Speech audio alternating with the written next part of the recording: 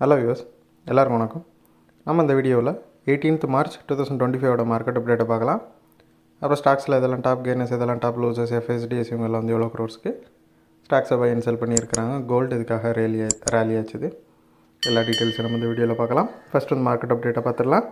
Nifty பார்த்திங்கன்னா ஒரு 325 point வந்து ரேலியாக இருந்துச்சு. ஒரு 1.45% கிட்ட ஹையர் சைடு மூவ் ஆகிருந்துச்சு.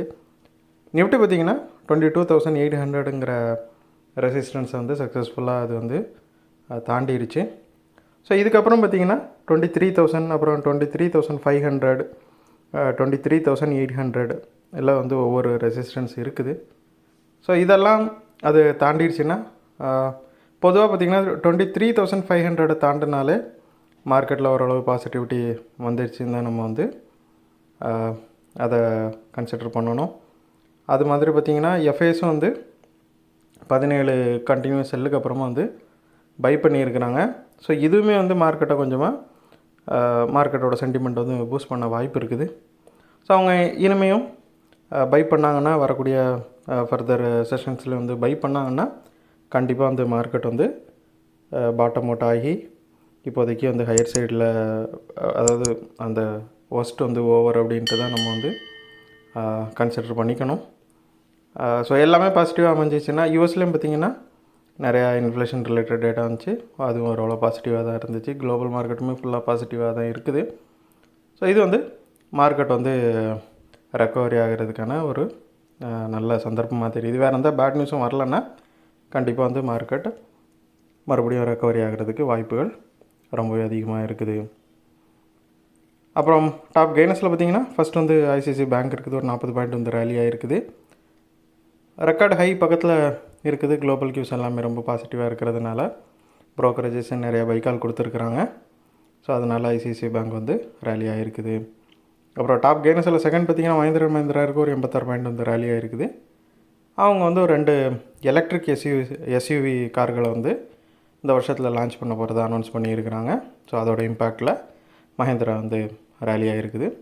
அப்புறம் டாப் லூசர்ஸில் பார்த்திங்கன்னா ஃபஸ்ட் வந்து பஜாஜ் ஃபின்சர்வ் இருக்குது. ஒரு 26 பாயிண்ட் வந்து விழுந்துருக்குது. பஜாஜ் ஃபின்சர்வ் பார்த்திங்கன்னா அலையன்ஸ் கூட வந்து ஜாயின்ட் வெஞ்சர் வச்சு லைஃப் இன்சூரன்ஸ், அப்புறம் ஜென்ரல் இன்சூரன்ஸஸில் வந்து அவங்க நடத்திட்டு இருந்தாங்க. இன்சூரன்ஸ் வந்து ப்ரொவைட் பண்ணிகிட்டு இருந்தாங்க ஜாயின்ட் வெஞ்சர் வழியாக. ஸோ இப்போ பார்த்திங்கன்னா அந்த ஜாயின்ட் வெஞ்சரில் வந்து அலையன்சஸோட 26% ஸ்டேக்கை வந்து இவங்க அக்வசிஷன் பண்ணியிருக்கிறாங்க. ஸோ அதோட இம்பேக்டில் பார்த்திங்கன்னா கொஞ்சமாக பஜாஜ் ஃபின்சர் வந்து விழுந்துருக்குது. ஏன்னா மார்க்கெட் வந்து ஸோ இந்த அதாவது ஜாயின்ட் வெஞ்சர்லேருந்து அவங்க அலையன்சஸ் வந்து ரிலீஸ் ஆகிறது வந்து பஜாஜ் ஃபின்சர்வுக்கு எந்த மாதிரி இம்பேக்டை கொடுக்கும் அப்படிங்கிறதுல ஒரு மிக்சடான கருத்துக்கள் தான் நிலவுது. ஸோ அதனால் மார்க்கெட் வந்து கொஞ்சம் இதை அடிச்சிருக்கிறாங்க. ஸோ இனிமேல் வரக்கூடிய காலங்களில் இது பாசிட்டிவாக மூவ் ஆகுதா என்னங்கிறது அனலிஸ்டோட ரிப்ளையில் தான் இருக்குது. அப்புறம் வந்து பாரதி ஏர்டெல்லில் பார்த்திங்கன்னா ஒரு 11 பாயிண்ட் வந்து விழுந்துருக்குது. பாரதி ஏர்டெல் வந்து சைடுஸில் தான் மூவ் ஆகிட்டுருக்குது லாஸ்ட் ஃபியூ டேஸாக. அப்புறம் எஃப்ஐஸை பார்த்திங்கன்னா நான் ஃபஸ்ட்டே சொன்ன மாதிரி ஒரு 17 கண்டினியூஸ் செல்லுக்கு அப்புறமா பை பண்ணியிருக்கிறாங்க. 694 crore வந்து பை பண்ணியிருக்கிறாங்க. டேஸ் பார்த்திங்கன்னா 28வது கண்டினியூஸ் டேவாக பை பண்ணுறாங்க. ஒரு 2,534 கோடிக்கு வந்து பை பண்ணியிருக்கிறாங்க. ஸோ 2 வாரம் சேர்த்தா பார்த்திங்கன்னா ஏறக்குறைய 3,200 கோடி பை மட்டுமே நடந்திருக்குது. அதுவுமே வந்து மார்க்கெட் இந்த அளவுக்கு பாசிட்டிவாக க்ளோஸ் ஆனதுக்கு ஒரு முக்கியமான காரணம். கோல்டு பார்த்திங்கன்னா ஒரு 38 பாயிண்ட் வந்து ரேலி ஆகிருக்குது.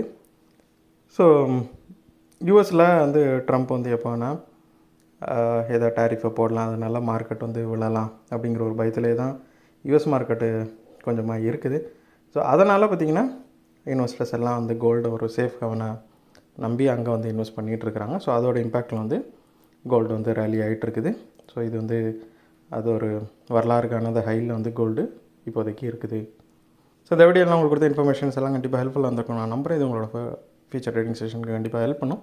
இந்த வீடியோ உங்களுக்கு பிடிச்சிருந்துச்சுன்னா லைக் பண்ணுங்கள், ஷேர் பண்ணுங்கள், மறக்காம சேனலுக்கு சப்ஸ்கிரைப் பண்ணுங்கள். அப்படியே இந்த பெல் ஐக்கனை கிளிக் பண்ணிங்கன்னா டெய்லி அப்டேட்ஸ் தாராளமாக கிடைக்கும். தேங்க்ஸ் ஃபார் வாட்சிங். Keep supporting. நான் இன்னொரு வீடியோவில் உங்களை சந்திக்கிறேன்.